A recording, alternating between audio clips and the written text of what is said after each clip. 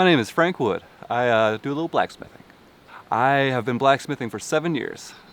I was in Banner Elk and trying to get home one night and got a DUI on a bicycle and found myself with nothing but time and an anvil. So I became a blacksmith and love it ever since.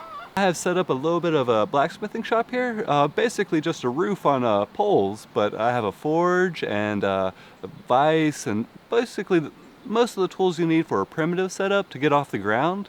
You get twist and press, and eventually you'll go bigger, but right now I'm just really happy being out in my yard.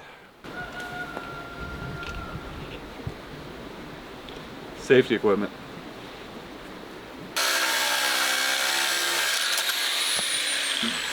When you start making a knife, basically you need to find a piece of steel with high carbon, and then you get it hot and you stretch it into a general shape you want.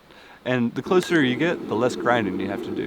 So once you have your shape, you take it to the grinder and grind it to get all your pretty little edges and get it crisp.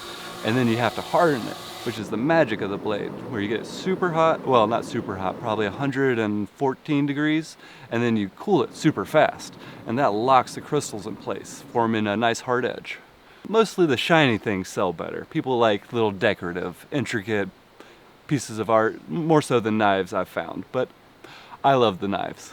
I have you here now so that I can share my passion for it and teach other people and maybe be able to start selling some knives once I have my name as a knife maker.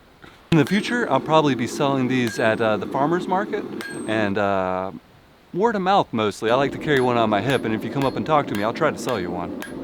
I feel very connected to the practice because of my primitive setup. I started from the ground almost. My first one was just a stump and an old grill and a vacuum blower, and the creative process grows and you know every little bit of it, so you can really be in tune with what you're doing, I think.